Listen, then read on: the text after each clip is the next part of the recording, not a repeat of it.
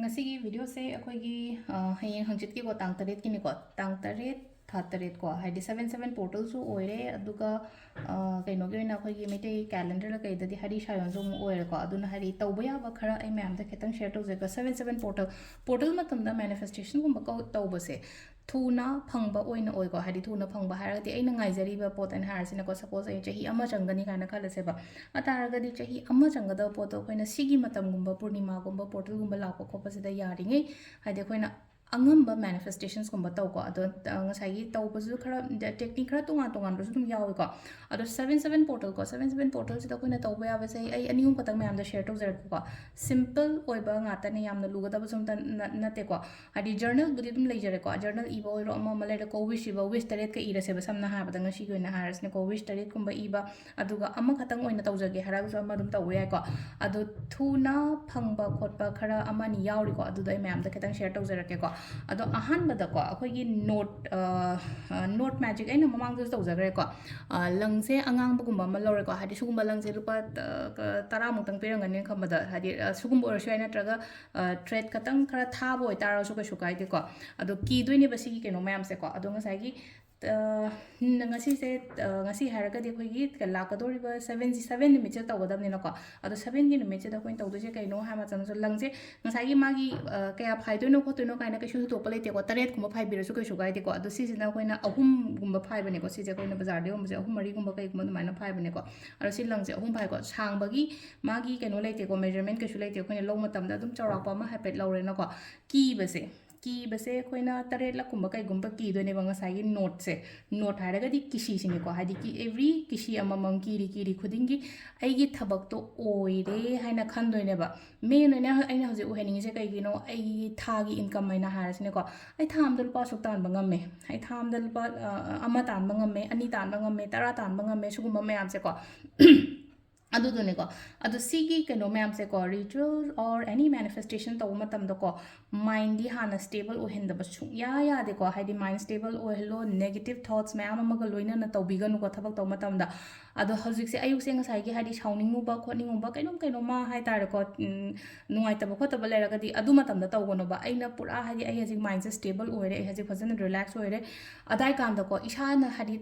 to bu matam da su ko wakhan nungai na sto hadi nu ga su to ba nu ga hadi no phet tawraga leino ko hadi sida akhoi gi mi kanam ta na ugadaba na te aina taw matam da aduna taw matam da ko hadi nungai na wakan je am nungai na hadi tasing na aina khali ba pot se phange haina khalaga ko adumai tawra ko ado ahan bada sigi lang si jo koina hadi kaino gi akhoi like kat pa matam da happy rasu ke chukai de ko hadi aina ki ba ko lo ra ngatang thambiraga du matung da sigi sina bagi niom so ilo haijara ke ko phanga kan na kamai taw gadaba no kaino tawraga na hadi kam koina thamgo na tha ma gi ni ko si je ko ina ji taw ju se ko thama se thama sing munung da phangbri ying se bai na jing ning ba pot ma'am se ko kai gumba if phanga ga di dum comment ta changa ga haidi ibiram mo kon kaino tawraga haidi aina ngasi tawjadori ba kaino se ko haidi note ki se ada note se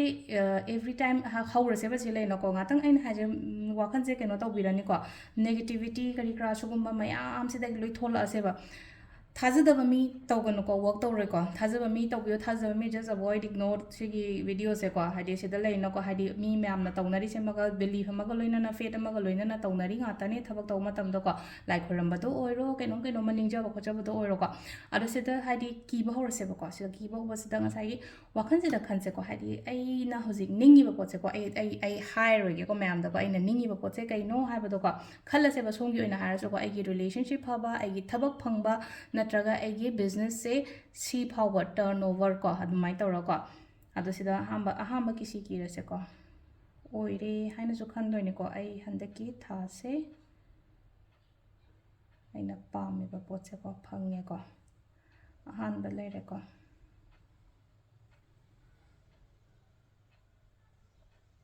अन्नी को किसी अन्नी शुरे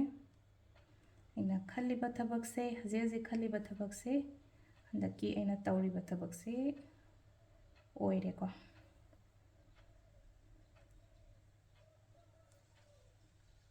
video से खतंग तपना तुम तौरे को यारे ओइरे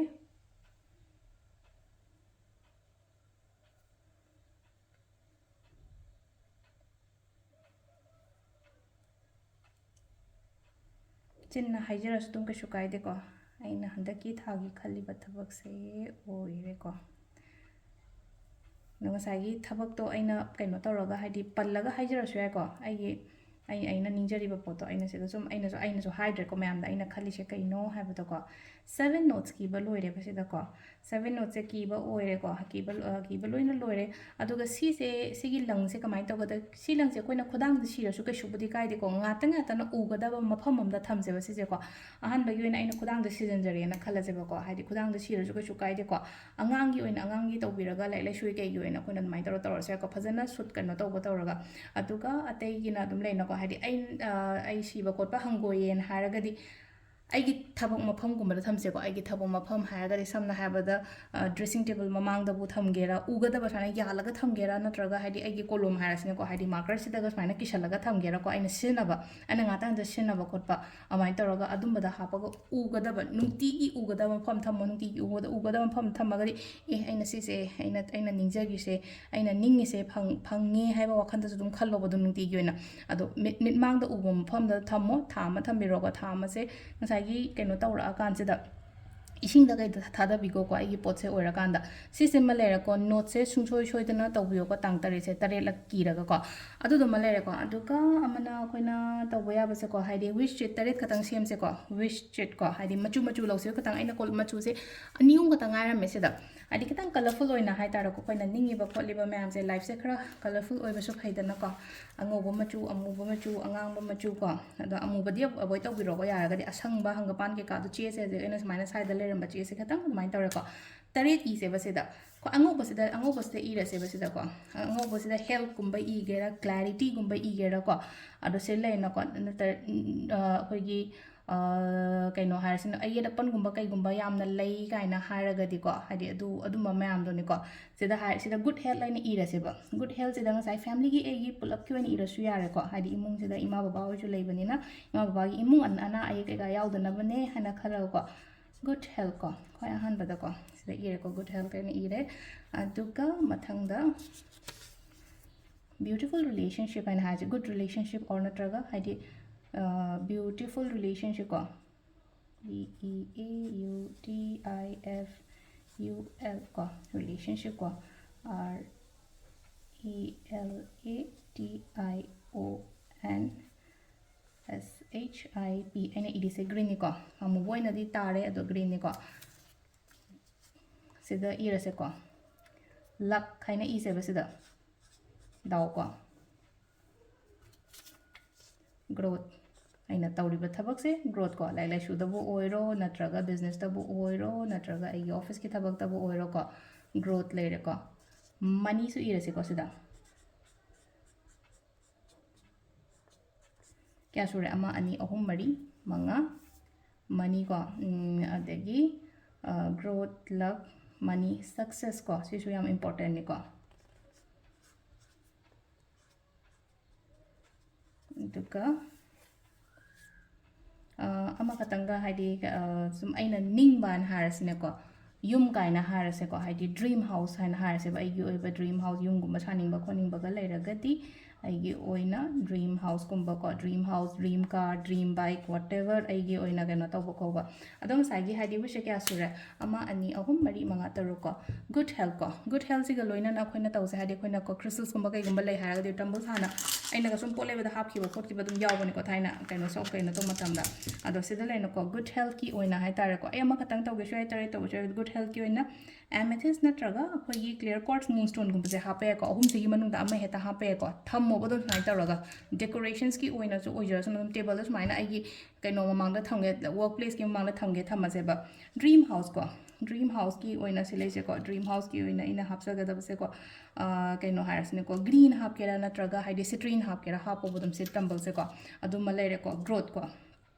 growth confidence success ꯁꯨꯒꯨꯝꯕ ꯃꯌꯥꯝꯒꯤ ꯑꯣꯏꯅ ꯍꯥꯏꯔꯒꯗꯤ ꯑꯩꯈꯣꯏꯅ ꯇꯥꯏꯒꯔ ꯑꯥꯏꯒꯨꯝꯕ ꯀꯩꯒꯨꯝꯕ ꯍꯥꯞꯄ ꯌꯥꯏꯀꯣ ꯑꯗꯒꯤ success stone ꯍꯥꯏꯅ ꯍꯥꯏꯔꯒꯗꯤ success stoneꯁꯦ ꯉꯁꯥꯏ green ꯑꯗꯨꯝ ꯌꯥꯎꯈꯤꯕꯁꯨ ꯑꯣꯏꯔꯦꯀꯣ ꯍꯥꯏꯗꯤ ꯁꯤꯗ ꯍꯥꯏꯕ citrine ꯍꯥꯞꯄ ꯌꯥꯏꯀꯣ ꯑꯗꯨꯒ beautiful relationship ꯀꯣ relationshipꯀꯤ ꯑꯣꯏꯅ ꯍꯥꯏꯔꯒꯗꯤ rose quartzꯀꯨꯝꯕ ꯀꯩꯒꯨꯝꯕ ꯍꯥꯞꯄ ꯑꯗꯨꯒ money and luck ꯀꯣ money and luckꯀꯤꯁꯦ ꯑꯩ ꯁꯤꯗ ꯑꯗꯨꯝ ꯍꯥꯞꯆꯜꯂꯦꯀꯣ ꯁꯨꯃꯥꯏꯅ ꯇꯧꯔꯒ ꯁꯤꯒꯤ ꯕꯥꯎꯜ ꯑꯃ ꯀꯩ ꯑꯃ ꯁꯦꯝꯃ ꯊꯝꯕꯤꯌꯨꯀꯣ money and luckꯀꯤꯁꯦ ꯄꯥꯏꯔꯦꯠ ꯀꯣ tourmaline so hape ko tourmaline hape ke ginamda la iba pesha du su migi kaino changdana ba haira se ba samna ha ba da haidi thabam tawma tamda yingchanna ba khochana ba sam laino ko black sina ngak thok poi gani ko haidi kaino gi ken adu sin ler ko adu silene tambal kharam di ler ko sida dum haidi sunstone adagi red carnelian adagi kaino amethyst ko adu sida dum khara happy ba se ko seven crystals katang hapol counter ko aina ji hapsa gi je kya sure ahum taruk tari mama pani sure ko adu sida dum khara kaino to wa ko enga sai health ki da enga sai ahum hapsan gi ba do ahum hatrasu ya ba aina arei ba du ne mo sai som da clear quartz layer mena khala se rose layer kaino layer mena khala se nai taro ko adu sida amma ani ahum taruk ko adu aista hap ka da ba se moonstone katang hape ko loina mak sure ko ta dinga sai gi wish tare da mane crystal tare da mane ko si simaga thambiro ko hadi akoi gi hayingi 77 portal harishan numit ki se ko simba layer ko last ki simple oina ko 7 wish katang happy tang ira se ko haidi akoi gi nong magi kano tawa hai tar portal matam da iba se tarit makhal tarit igera natraga kano igera dumaina ibiro ko ahum mari manga taruk taret ko taret se makhal taret thokna igera taga amma khatang aina hojik pamba I exam clear oiba samna have the main exams kumba kai guma important exams kumba le haga di adu khatang hana focus tawraga ibio ko haidi I have cleared my dash exam ko haigi na haga di ai adugi exam du clear to it tawre ko natraga ai thabak haidu ai thabak khalle natraga ai relationship yam par ai health kumba yam nuai traga di health kenum pare ko adunga sagi 7 times natraga haidi 7 wishes kumba kai gumba ire na ko adum lejesano diary sida alain taro ko aduduma haidi taret kumba main taro ko ibiro ko haidi any wish taret natraga haidi wish ama khatang da taret lag hanjan iba su yai ko adu si sima ko ai samsam na harase ba je hai tare ko ai ani ira na khala se ba hambra ai gi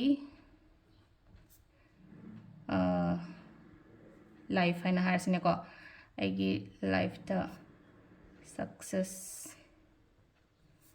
yamna oire ko sumaina ira su ko hadi ate kai ido no khale sumaina ire ko ai gi ni ira haraga di ko hadi natraga hadi ga pesha I jabe ai ko sumaina I am earning rupees aina tanba ngamgadaba paisa do ko hadi per month ko dumai taraga iba yai ko hadi ai mi amana amaga tanba manade yankai lupa lising yankai katang tanba chawi kun katang tanba so la khara talamba su dum yarong ngani ko yengi ba ma'am sida ai gi business ai gi keno du gi matung ino ko adumai tor iba ai relationship yam pare help pare ko le have na jingba ko adumai tor ko sugum bai mong de idoi ni ko hadi pare haina hana khalaga ko ado silere ko gi 77 portal keno numit ki se ko to baya ba se ko se suma su ma'am try to bio sungchoi soidana ko aduga keno su tawro ko haidi ena je tawbu matam dana je pura mind je khara relax ho hello aduga matha charaga ko laga negativity ga loina na tawbi ganu ko thuna loina mak phangba su orsino ko ma'am thank you